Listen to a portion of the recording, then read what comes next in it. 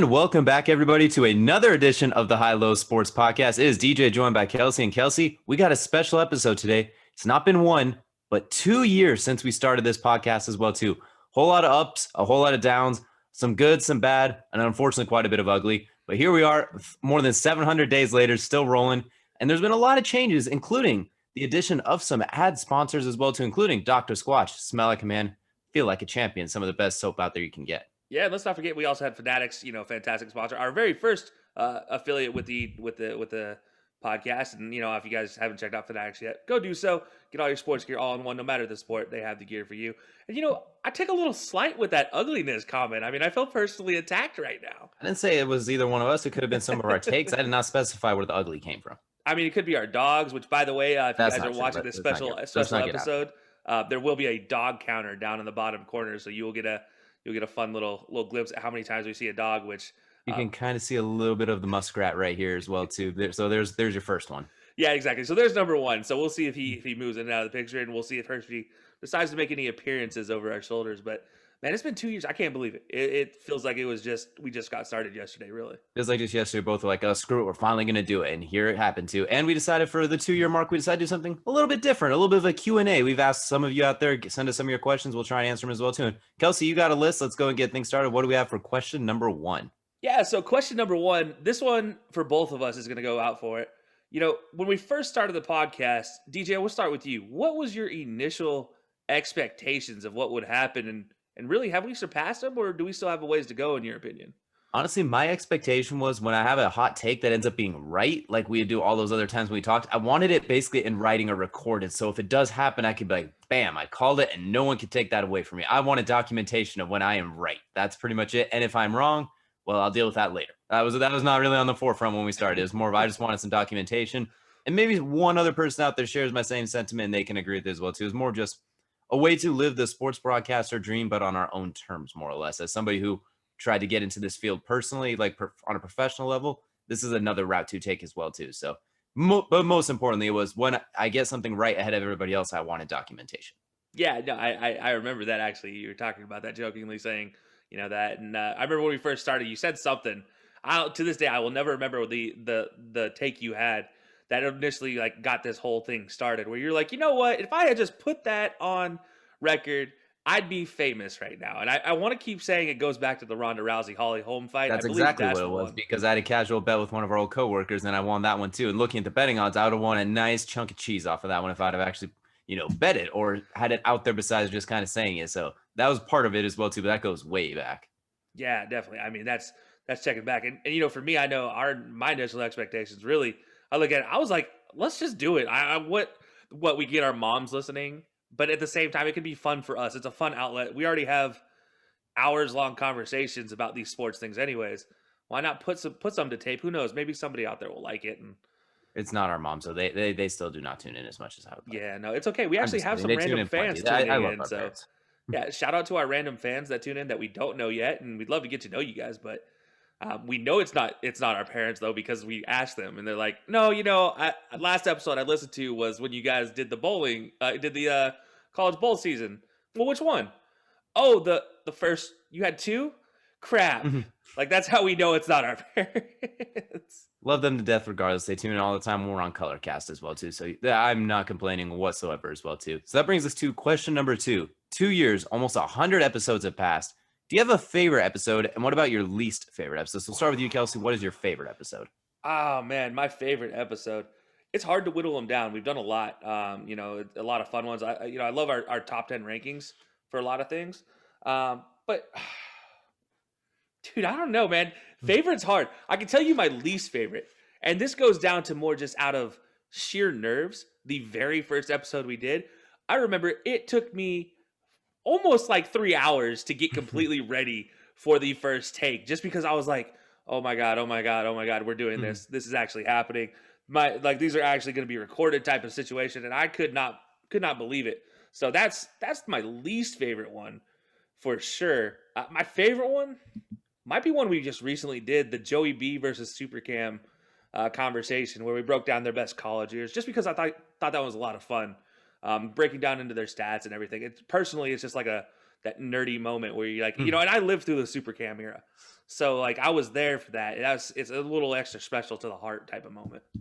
Absolutely as well too. For my least favorite, that's a tough one too. I mean, there's probably some random ones that I'm like, well, that one wasn't too great. I don't know about that. So I'll come back to least favorite, but most favorite, I really like our predictions ones. Like when we did the NFL predictions both times too, just going into it, looking at it, like going through the schedules, like that's a win for them, that's a loss for them. Just seeing how the final results shake out, then comparing and contrasting, going through the playoffs, what we think will happen, that sort of thing, and the reasoning. We also usually have Brendan, or even in NBA, we have Devin join us as well too. Two different guys to check in, see what their thoughts are as well, compare and contrast them. Like we mentioned, Devin got the Nikola Jokic MVP spot on. That was very interesting. Yeah.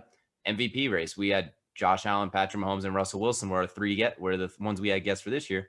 And we got 3 of the top 4. We've all just kind of missed out on the Aaron Rodgers train, but it's just kind of, those ones were always fun to me. I really thoroughly enjoyed those.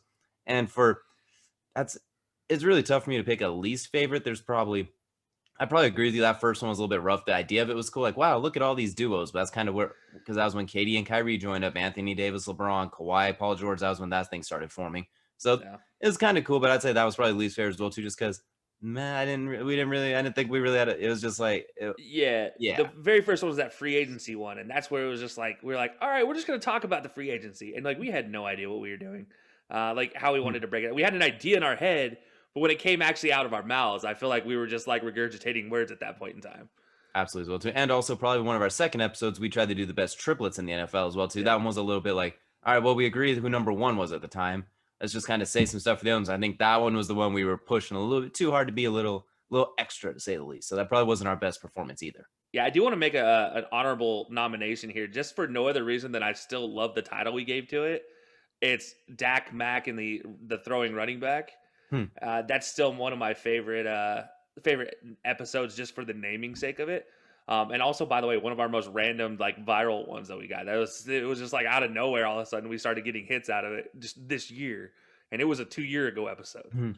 So, shout out to Lamar on that one, I guess, right? Too. Yeah. So very, very interesting on that one. I just wanted to shout that out, just because that was a fun episode, and just even more entertaining name. Absolutely. And it gives you a chance. And another thing we talked about why we start this one. I know you are always head on with the Lamar Jackson thing. Like, he can be good if you just put him in the right situation. You don't try and make him something he's not. He will be probably not quite as good as you anticipated that one year. Maybe that wasn't quite where you're anticipating. Yeah, maybe not that far ahead. But like what he did this last year, where he was actually pretty darn good at 11-5, a winning quarterback. Like, that's kind of what you anticipated. And that kind of is one thing that came true as well too. So that was another perk of this podcast, is when we say something we see, it gives a chance to put it out there. Maybe if someone's listening, we convince them otherwise. Or if it does come true and everyone said we were stupid, we could be like, well, how the turntables have turned. Yeah. Trust me, we have plenty of stupid. But that leads us into our next question. Plenty of takes have been dished out. And, well, let's just say some were great and others were not so great. I remember the Cardinals at 13-3 in the first season. I know it was a joke, but it's still, it still stands out in my mind. But in your opinion, what are your best takes you've ever given? And what are the worst takes you've ever given on the podcast? Maybe just the best overall and the worst overall, if you have one. Well, the worst one is hands down when I had the Atlanta Falcons winning that division last year, going 12-4 in the 2020 season and getting to the NFC Championship game. That one clearly did not pan out because I did not anticipate Julio Jones getting hurt and then to implode in fourth quarters every single game. I expected them to be able to rally someone. I thought Todd Gurley would be a competent running back to just bring a safety down, so you can't double team Calvin Ridley and Julio Jones. One of them's going to feast. And then Matt Ryan would do what Matt Ryan did. And the defense, Deion Jones, Foyeside, Louis Kahn, Grady Jarrett, Keanu New. I figure like those guys, AJ Terrell, would just be good enough. You just kind of got to get a couple takeaways, be a little stout here and there, and Atlanta could be pretty good. That was wrong. Very clearly wrong. Good. That, in theory, on paper, it should have been all right, but I was clearly incompetently wrong on that one. So I will take the heat for that one undoubtedly. That was not my best. That was not my best work, to say the least. To be fair, if they learned how to throw to Julio in the red zone, you probably would have had a pretty good take. Probably not, because Julio was broke that whole season. But in theory, yes. Like if they would throw to Julio in the red zone, then maybe I could have been right for every other year. I thought they'd be good. So fair enough.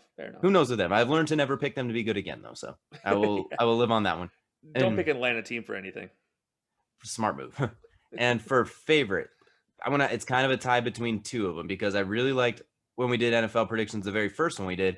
I was the one who picked San Francisco to win that division and be a good team that year. And you and Brendan laughed directly into my face. So I didn't expect them to go to the Super Bowl and be within 7 minutes of winning it. But I thought they'd be a playoff team that could win a playoff game. So I thought bringing Jimmy G getting healthy, George Kittle, Nick Bosa, all those guys. That was just a perfect storm of storming out, basically going from second overall pick to a playoff team. So that one I was really proud of. Mostly because you guys laughed in my face and it being right. That's most of it. Look, hey, to be fair, we've had very few outtakes that ever happen on this show because we just like to own our stupidity. And that was actually one of the ones I remember actually having to turn off the recording because one of us said something that was just completely stupid about your pick about the 49ers. And if I could take it back, and now that I know, the history of it, I'd be like, shut up, Kelcey. Don't say it. Don't say the words. But one of the few times we actually had to shut off the recording because we just were laughing too hard because we couldn't believe you picked the Niners. And of all things, that's the one pick that was like spot on. And then this honorable mention / equal one was the Joe Burrow season 2. After that first game against Texas, we were talking college football, and I was like, there's something here. I don't know. I didn't know much about him. What I saw was like that accuracy, that mobility, this thing. I called him Jordan Burrow a couple times after the U.S. wrestler, but I knew who I was talking about because Joe Burrow, Jordan Burrow, it rolls off the tongue the same way. But that was another one I looked at. I was like, this could be something special. Did I anticipate arguably the greatest college football season ever? Not quite, but I expected them to be a true threat to Alabama and Auburn and those other teams. It's like a true national championship contender, a team that could beat Georgia. I wasn't expecting that, though. So those are the two where I expected them to be good. I kind of predicted them being good a little bit ahead of time. And then they go ahead and exceed my expectations even more so. Yeah, you were on the Joe Burrow train from basically week 1. And that was to me, that's one of the most impressive predictions I've seen because I was like, I love Sam Ehlinger. And so to see them beat Texas the way they did, I was just like, no way. That's got to be a fluke. That's got to be just down to Texas's defense being bad. There's no way an LSU quarterback is potentially going to be the best quarterback out there. And well, I ate all crow on that because I didn't even think they were going to beat Auburn. And well, they smashed Auburn. Well, I don't know. That was a close game. I mean, it was their closest game, and it was still a double-digit win. I thought it was just a single digit. You're right. It was like 7 points, but still. Yeah, it was, but close enough regardless. And it took Auburn's fantastic defense to pull that off as well, too. That was no slouching defense for Auburn as well, too. And yeah, that was kind of my thoughts as well, too. I thought they could be a threat to Alabama and Auburn, and I think they'd be better than Georgia. Did not think they were going to run the table, and 60 touchdowns later from Burrow, smashing Trevor Lawrence, beating Justin Fields, beating Tua. I didn't think they were going to basically run college football for a year. Yeah, and that, I mean, really, your take on Joe Burrow is why we did the Joe Burrow versus Supercam debate as well, because that was part of the whole thing. Is you were on top of that, and you were like, "Let's do it. I'm ready for this conversation." and that's what made that one so fun is that we had your prediction tied to how we actually end up turning out, plus Cam on the other side and all of that. That was a lot of fun. Just linking those two together, just happenstance the way it is. And just another thing I'm going to slide in there, too. It's not really a specific take or specific episode, but our Colorcast broadcast for the NFL draft, too. While we were in Cleveland, that was one of my favorite things we've done as well, too. It's a little bit of an aside. It wasn't really a podcast, but we did the whole April lead up in the draft. We did it like this many days till the draft. We had a big board. We put so much into it, and to see it culminate and go rather well, I'd say as well, too. If you haven't checked it out, it is still on our YouTube page as well, too, the live stream we did for charity. Obviously, it's a long thing, and you already know how it ends. So you don't have to watch the whole thing, but give it a gander as well, too. Something we both worked really hard on. So that's another thing I thoroughly enjoyed doing. Yeah, it's 4 hours and 28 minutes long, but you can skip to the first 10 minutes and then you get to our content. But no, that was an absolute just lot skip of to fun the team. You skip to your favorite team's picks and just see what we thought and our initial reactions as well, too, on that. Yeah, and our lead up to it, too, because we actually had some really good calls on there as well. And there's some great takes on that one as well. Your Quiddy Pay to Indy was a good one. And then there was a Owusu Koromo we both had going to the Browns. We just didn't have him going to the Browns in the second round or third round. Sorry. No, second round. You're right. Round, yeah. And then we had Trayvon Merrick as a top 15 player, and he goes to the Raiders with a top 15 pick in the second round. Like, it was a really wonky draft, but it was a really fun process, and I was glad we got to do that. So that was like a not favorite podcast, not favorite take, but just a random one I want to throw out there as well, too, because I enjoyed doing that as well. Yeah, absolutely. For me, I got to say my best take to this point, I know it was low-hanging fruit, and it's probably the easiest pick I've had to ever make. And to be completely honest, when I was going through it, I was like, no, don't make this pick. Don't make this pick. Don't make this pick. Don't make this pick. And I said, screw it, I'm make this pick. And that's the Bucs-Chiefs Super Bowl. And them being in the Super Bowl. I did have the Chiefs winning, though. That's the only downside. But your entire argument was Tampa Bay winning up until that point, too. Everything up until that point, it was Tampa Bay winning. They're like, but I'm going with Clyde Edwards-Helaire. Yeah, exactly. Clyde Edwards-Helaire was going to be my Super Bowl MVP and make the difference. And you know what? He almost made the difference. He almost helped. Well, he definitely made the difference in whether Le'Veon Bell was staying in Kansas City or not. So, I mean, 6 in one had half a dozen in the other. You know what? I'll take it. Maybe I'm going to pick the same thing this year. We'll see if I can get the same luck to strike twice. However, in that same episode, I had my worst take ever, and that was somehow predicting the Dallas Cowboys to go 13-3 and end up in the NFC Championship. Yeah, the classic Cowboys hatred. Like, as much as I talk crap about them, you'd think I would never pick them to do anything. And I'm just like, on paper, they look fantastic. Each and every week. The rest of the division look like crap. And you think, like, You got CeeDee CeeDee Lamb, you got Amari Cooper, you got Michael Gallup, you got Dak Prescott, you got Zeke. In theory, just win every game 40-34. Yeah, I mean, and to be fair, like, obviously Dak checking out, like, I'm going to give myself a little bit of leeway because of the ankle injury. Like, that gives a little bit of, but, like, to literally be a 5-win, 6-win team compared to where you should have been at 13, that was Pain. easily my worst take ever, and I still catch flack from that one. Also, I do want to shout out, although I am surprised you actually didn't make this one, but your Stefanski pick and predicting that he was going to be a good coach and not just lead the Browns to a potential playoff berth, but like turn around Baker Mayfield. And he did both of those things. I thought about that one as well too, and I kind of wanted to pick that one as well too. But there's a few good ones that if I brought that one up, then I have to mention the also bad ones where I also had Tennessee being terrible as well too, and that one didn't work out, or how I had Pittsburgh was going to be at the bottom of that division. So there's a lot of good, a lot of bad. So I was going to keep it short. But the Stefanski one, I really like that one as well too. Just on paper, and I explained it in that episode. Everything he does offensively with the Vikings that turned them around and made them a playoff team. You have everything for that in Cleveland, but better. Nick Chubb's a little better than Dalvin Cook, in my opinion. Odell at the time was a little better than Stephon Diggs at the time. Obviously, Stephon Diggs with Josh Allen, that's a whole different animal. Adam Thielen and Jarvis Landry, 50-50, honestly. I consider them basically dead even at that point. The tight ends, you had Austin Hooper, David Njoku, and then they drafted Harrison Bryant.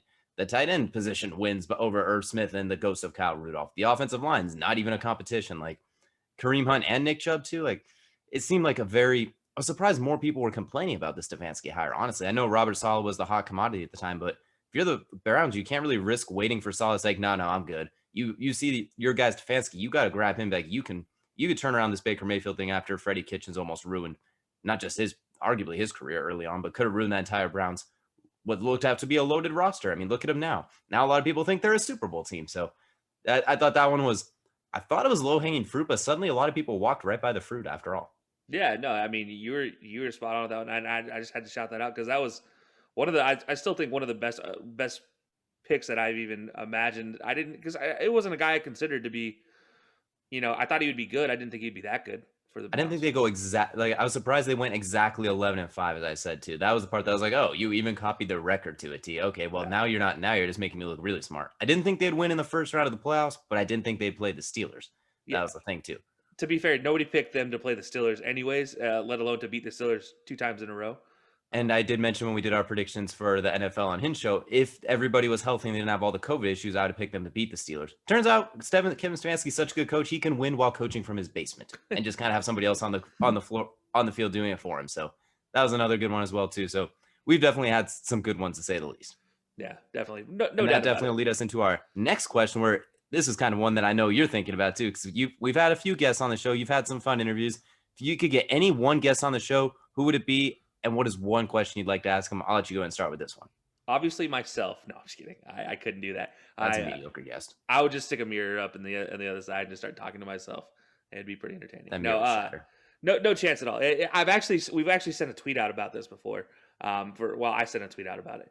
My dream guest, with 1,000% certainty, is the old Pirate Man himself, the old coach, Mike Leach. I want to talk to Mike Leach so bad. And I would not talk football with the man. I not even at all. It would be about Sasquatch. Do aliens exist?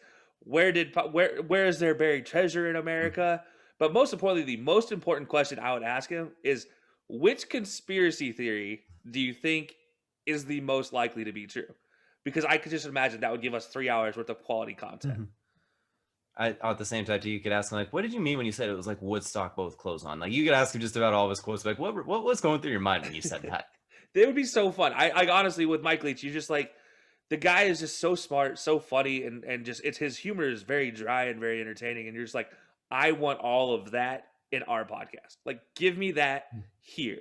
That would be my dream guest. Like I think even if we ever got to the point of like way beyond, and it was like, who is your dream guest at that point?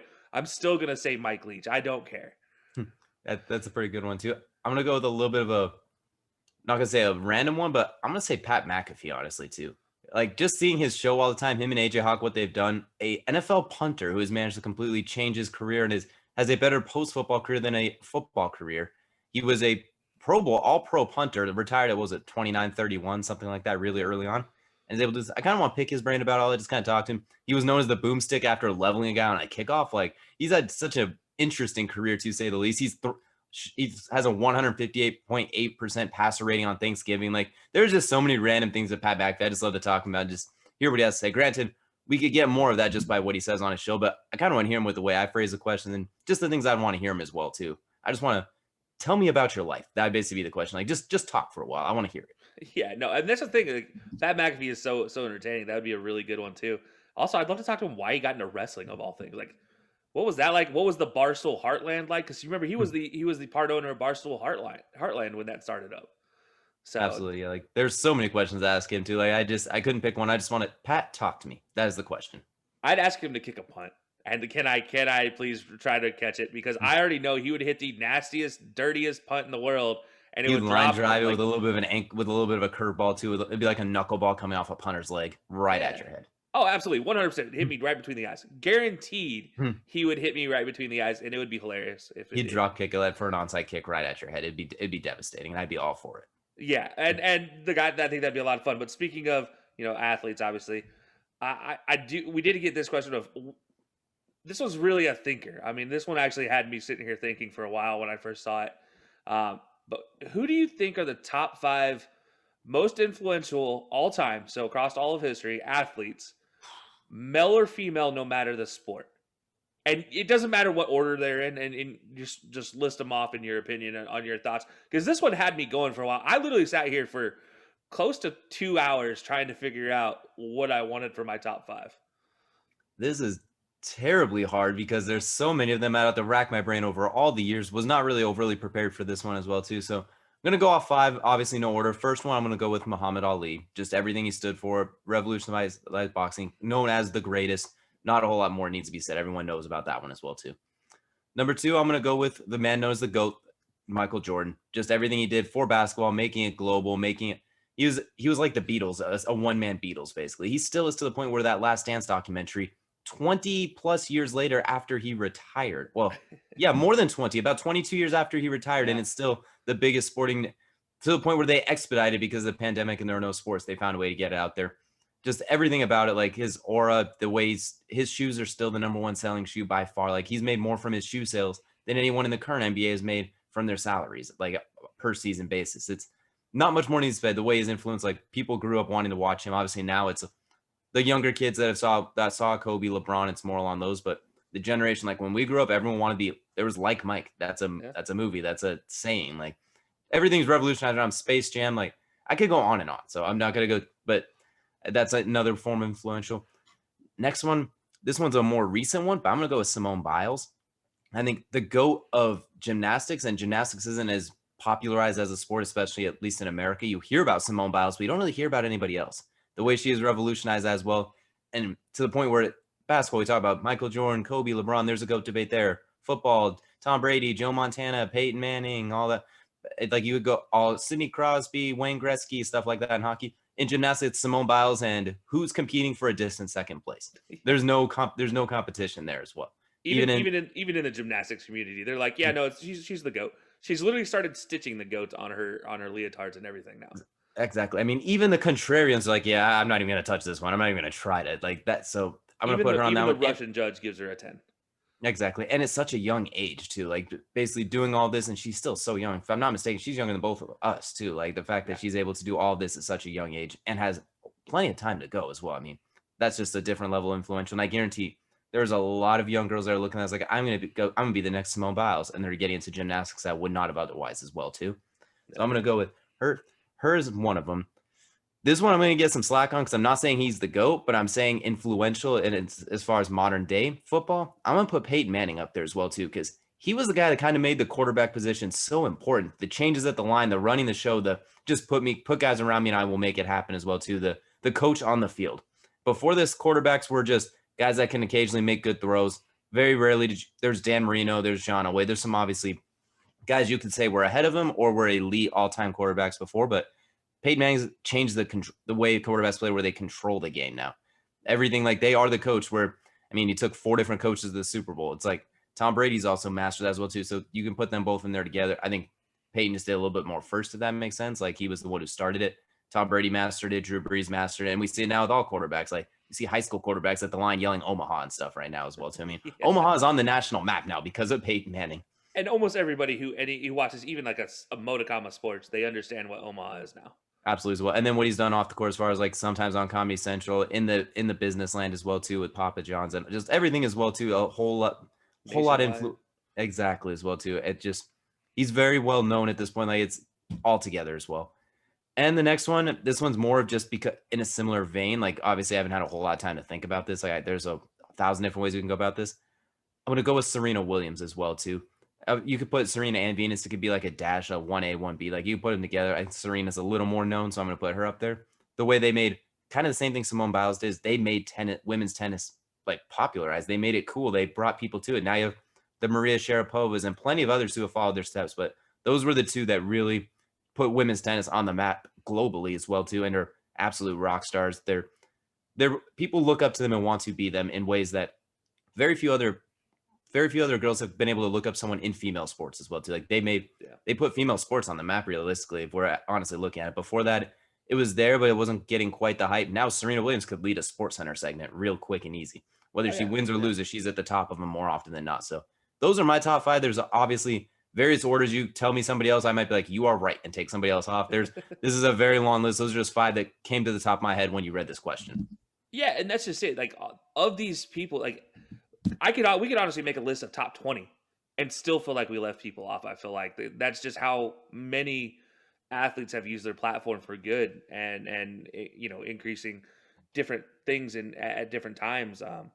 I love your list. I got to say, we do have one similarity, actually. Only one, though, out of your top 5. I'm honestly shocked. I thought you were going to get mad at me because we somehow had a similar list, like 3 or something like that. But this makes it fun. All right, so there's at least some variety. Yeah, and so I'll start with that similarity first.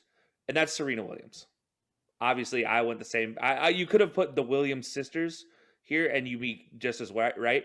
Not only would they just bring tennis to the forefront, a black female sisters doing that and becoming the best in a predominantly ethnically white sport, and doing so in a way that was just unique. They took it in their own. We talk about women's tennis and we joke about the grunt, and that's Serena and the men have been doing it for decades. The women just now started doing it, and that's because of Serena and Venus. And you talk about also like fashion wise, she has her own fashion line in Inaris. It's just her name backwards, which I think is super fantastic. And they've done it for how long now too? It's been like 30 plus years they've been dominating. They've been at it for so long. The longevity is virtually unmatched. And that's the thing is like most tennis players retire at 24, 25. They're going into their mid 30s and doing it. And it's fantastic to watch. And now Serena's a mother and doing it. She was winning tennis matches while pregnant too. She won a major while pregnant and beat top players in the world. No slouches by any means. Meanwhile, most men can't get out of bed when they have a cold and they need a full-on medical staff when they have a head cold. So I mean, it's just absolutely sensational. Just to add on to your point. Yeah, and so she's one of mine. And then in the same vein as Serena, and I'm gonna stick with the tennis theme. I'm actually going Billie Jean King.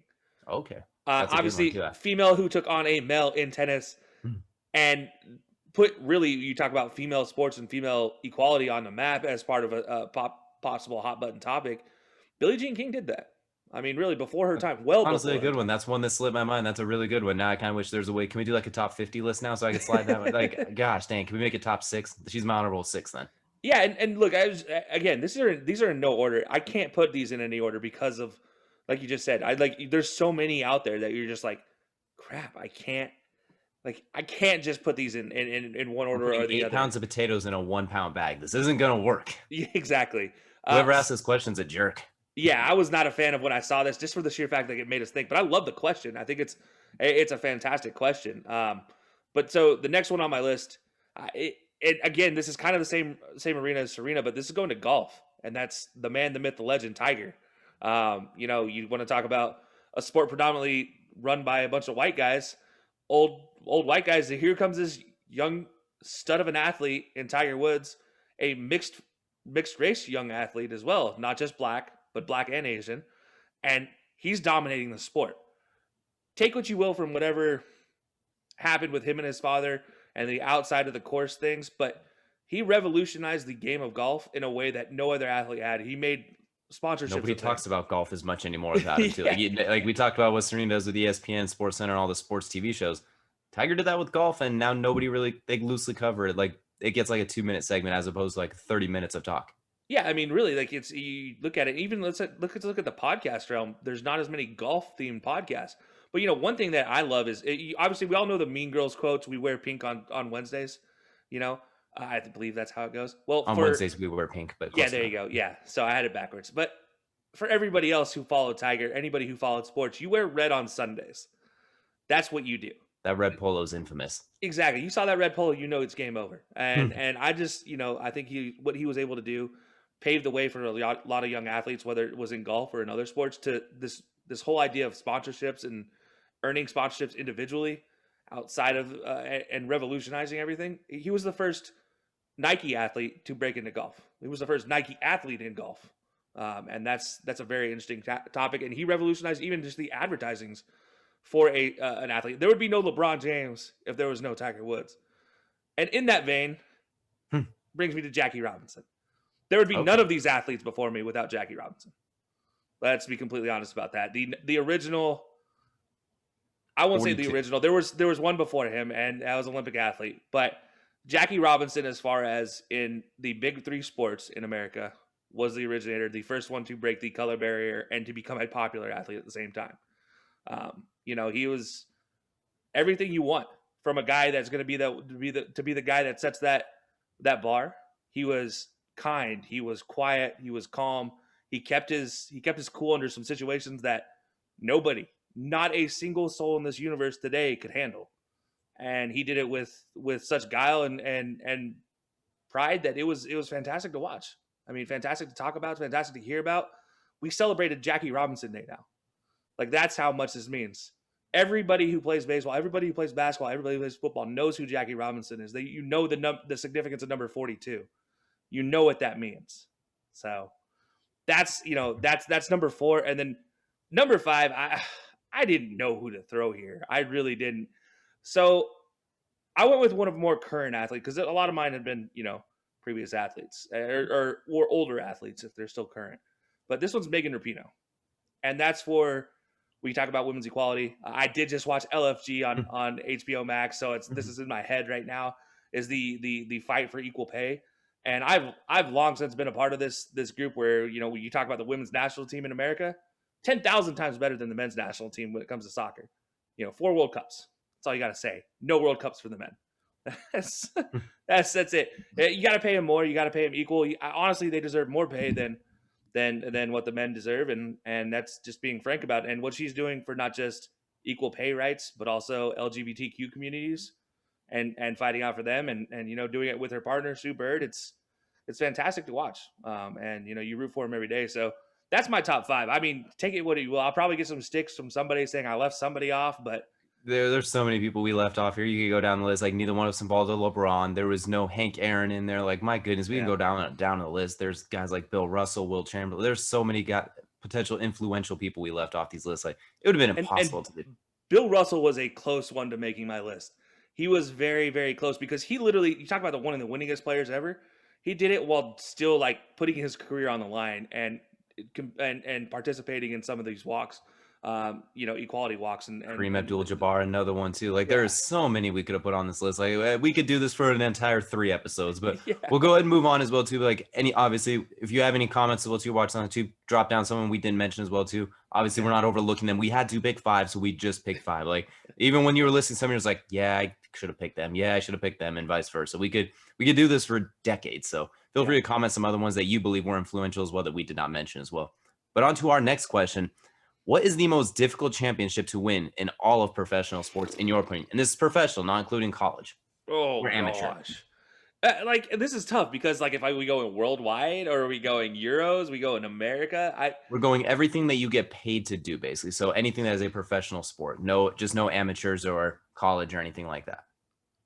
That's so hard because there's so many sports that are difficult. Like you obviously your mind goes to, well, the NFL is not an easy place to play, but there's 53 players on each team. You're bound to have some pretty quality players there. And you seem to kind of know basically halfway through the season who's going to be your favorites, who's not. There's no real Cinderellas after about halfway through the season. Any given Sunday, though, I mean, at the same Yeah, time, you don't have a 7-game series, you get one. You only get one shot to not miss your chance to blow. And then basketball, I mean, it's the best of 7 series. We see upsets constantly. I mean, that's there. But then at the same time, you get 7 series, so usually it should flush out. Then you have baseball, who has just so many games that you kind of just know by the midway point who's really competing, who's not. Hockey, though.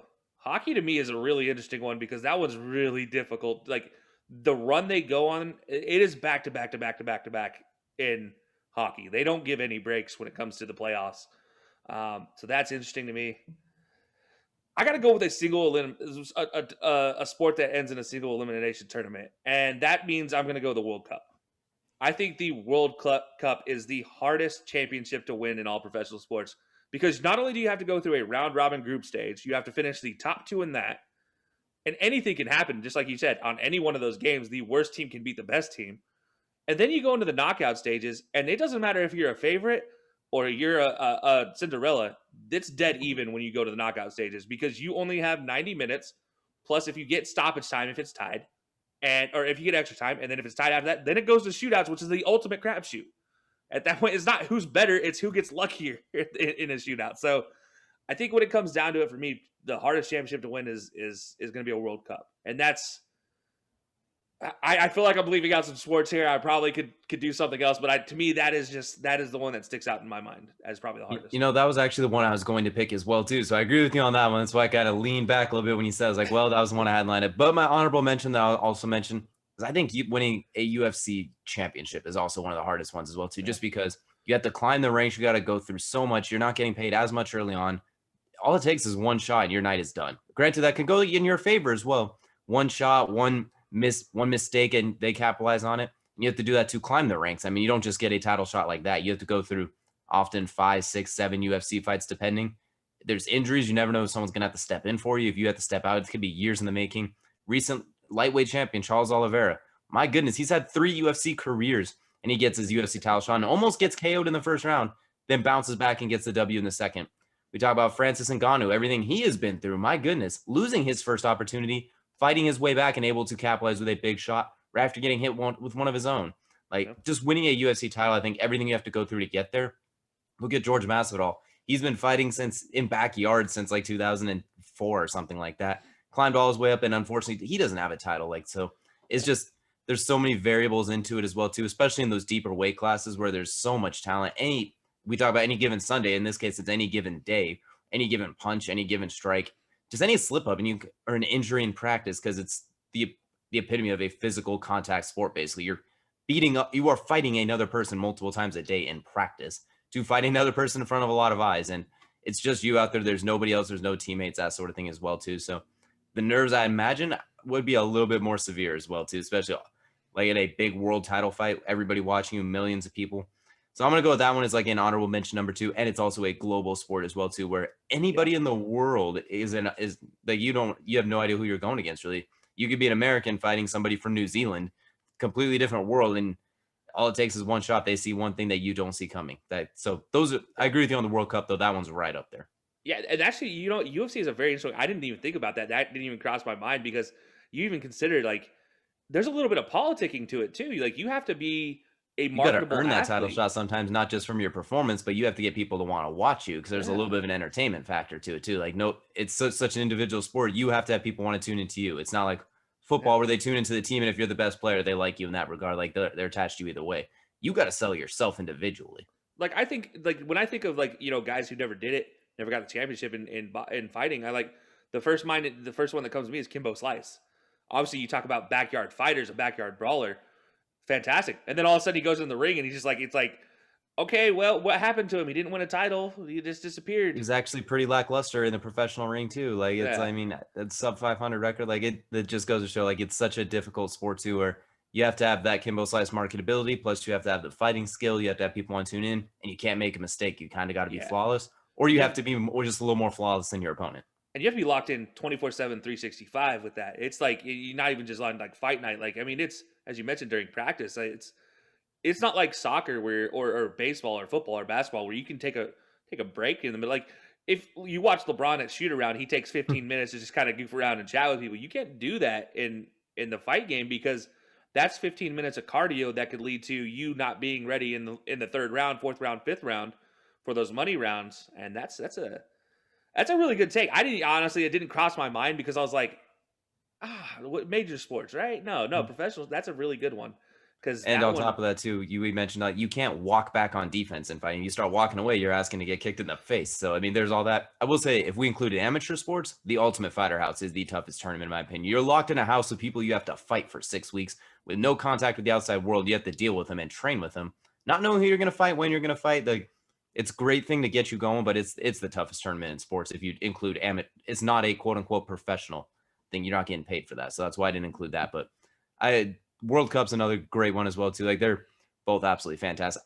You really find the best of the best in both situations. yeah. So that's very very interesting. All right, now switching from the sports world, this one actually was sent to us from Dan from Time to BS, and I actually really I laughed when he sent this question. He originally gave me 10 sandwiches, but for sanctity of I couldn't come up with 10 sandwiches, we cut this down to 5, and so you get to eat 5 sandwiches for the rest of your life, and that's all you get to eat. What 5 sandwiches are you choosing? So peanut butter and jelly, obviously, but it's sugar-free jelly and PB powder peanut butter because health conscious around here. Wow, okay, fancy. And you know what? Don't hate me for this one. It works. Next, it'd probably be a turkey and Swiss sub, something along just something really generic as well. Maybe a little spinach. Nothing too dramatic. Okay. Then after that, there's a meatball sub as well too. I mean, just mandatory to have it on the list with a little Parmesan cheese, the usual. Meatball marinara. This is where it starts to get, because those are really the only 3 main ones that I'm really into. I'm not I keep mine really simple as well too. I obviously do like kind of like a what's it called, like a salami, pepperoni, like that's Italian club basically, that sort of thing as well too. I throw that one on there as well.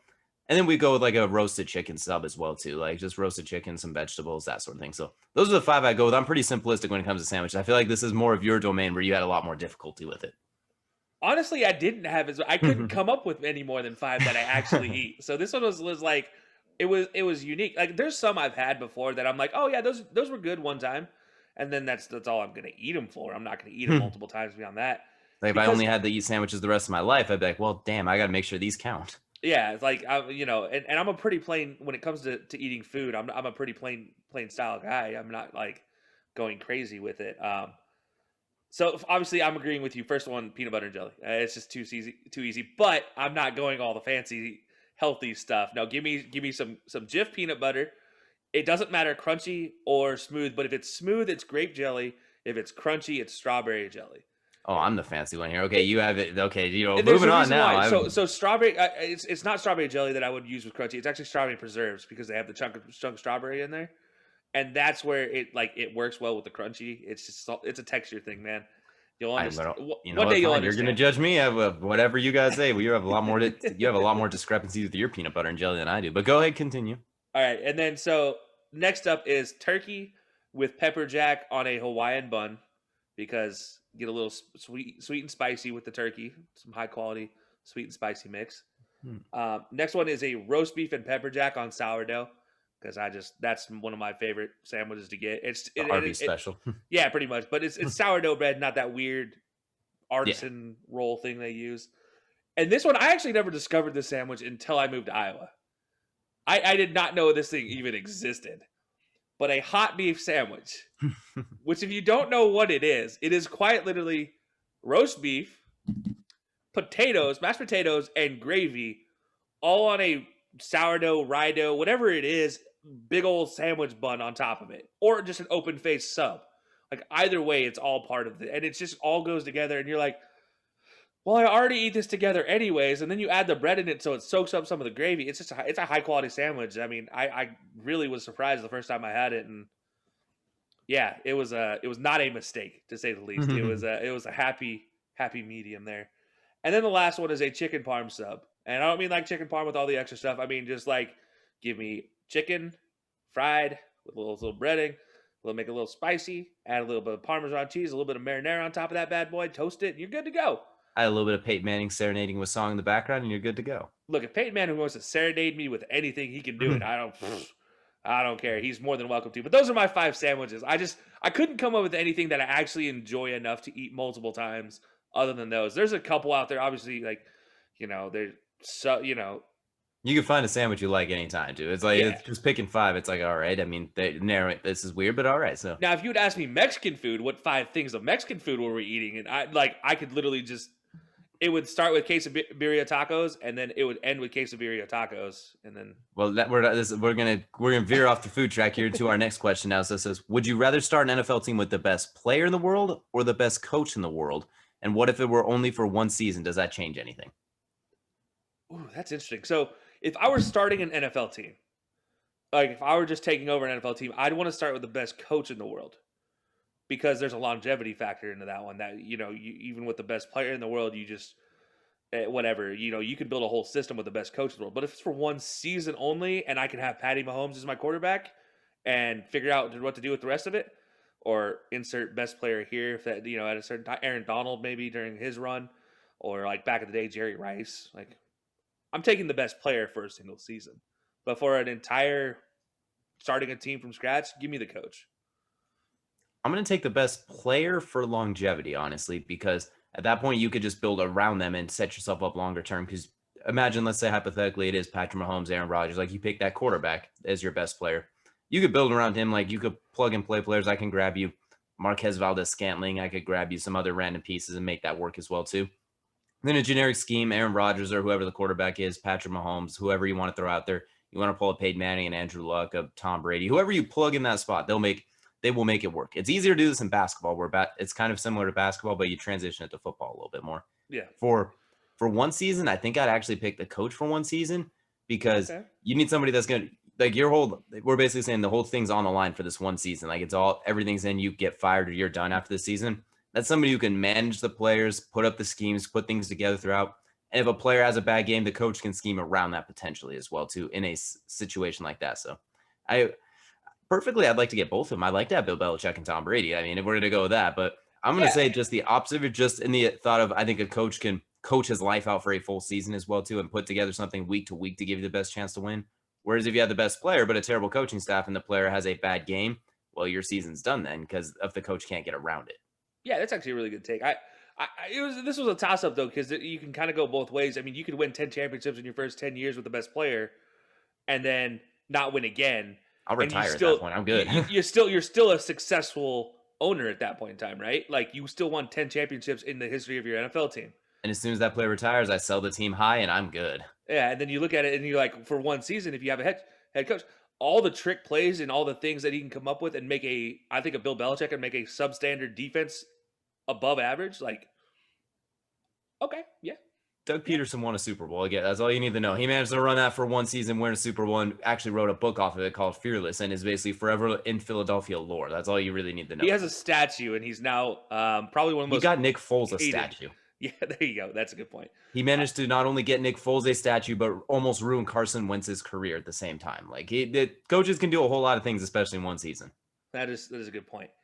Well. So going from that to now, who do you think is the most criminally underrated player of all time? It doesn't matter the sport that doesn't get the love they deserve from fans.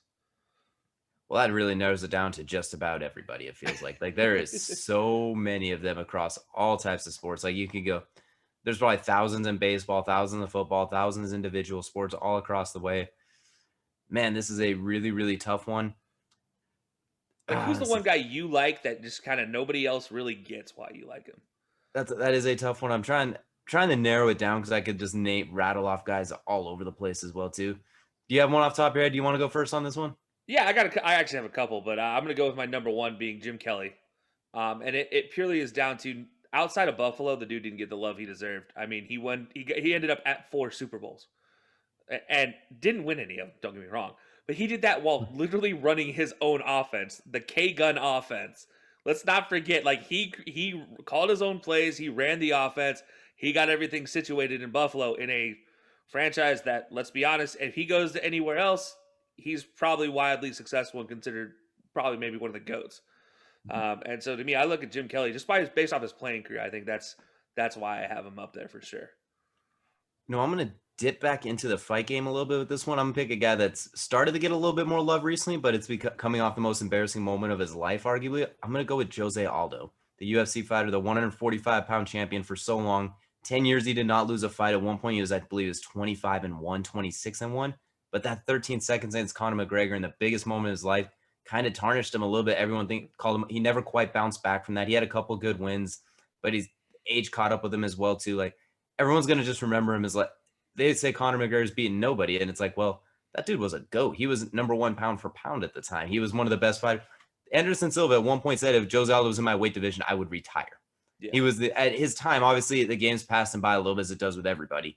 He was that dude. You couldn't take him down. You couldn't strike with him. His leg kicks could chop down a tree. His hands were lightning quick. His defense, his head movement was spot on. I feel like he's a guy that gets a little underrated. People forget just how good he was. And when he entered the UFC, he was a boring fighter, quote unquote. Like he cruised the decisions. He would Floyd Mayweather them in a simple way. He just kind of peck, stop, peck, stop. He would beat them comfortably, but it was not enticing. It wasn't beautiful. It wasn't like awe-inspiring like his WEC days where he was terrorizing people, like 8-second flying knees, jumping, spinning back kicks. He wasn't destroying people in the same regard. So he's one guy just looking at the fight game. Just nobody cared about until the Conor McGregor fight. Then at that point, everyone, well, that obviously we all know how that happened as well too. It turned into one of the most viral Twitter gifs of all time, basically, as well too. So I'm going to put him on the list as well too. Just a guy that people don't fully appreciate how good he was before that unfortunate moment. And even after that, he was really good as well too. Just the next generation caught up with him by that point. Yeah, definitely. I'm surprised though. I expected a Marvin Harrison maybe coming out right in this situation. I feel like most people are in agreement he is a top 10 receiver all time. I didn't think he was truly underrated at that point. Like I put him as top 10. Maybe if I'm missing something, like are people starting to say he's not top 10? Did I forget? I just keep seeing all the people saying he's quiet and he's not unassuming. So they always forget him when they make their top 10 lists. And then they like in the comments, it's always like, oh man, I forgot Marvin. Oh, let me go back and put him in. Or like him or Tim Brown, I think are the big two receivers that I consider like definitely. And you could even throw in Reggie Wayne a little bit, like guys that are just a little bit kind of on that outside-ish range. But I just consider him a top 10, and I don't think someone who's top 10 all time, and most people recognize that I won't put up there. But that is a good one as well too, because here everyone's like T.O., Calvin Johnson, Randy Moss, Jerry Rice, and then the Marvin, like who's that? Oh, he's the guy that'll beat you with a baseball bat if you don't pay rent. So, I mean, I think part of it, too, is when he was so good at getting open, catching, receiving, all that stuff, he just wasn't terrorizing with the ball in his hands. He usually just went down and avoided contact, which was smart. Gave him a long career, and he's 165 pounds, so it was smart. But he didn't have quite as many of those, oh, God, plays, that sort of thing. Yeah, no, for sure. I was just going across some of the NFL players, and those were the ones that kept popping up, and I was like, why? What? They're exactly. Really forgotten, were they? NFL players, you can go down a long list. Like there's some, you could even say O.J. Simpson is a football player. Granted, there's all the other stuff off the field, but people forget he was the best running back. He was the best player in the game on the field at one point as well too. There's football. There's like someone it seems like every other year there's somebody you can mention as well too. Drew Brees, for example, I don't think he's going to get remembered as fondly as he should be, et cetera, et cetera. Phillip Rivers won't. Phillip Rivers will be hated by a lot of people or shunned completely.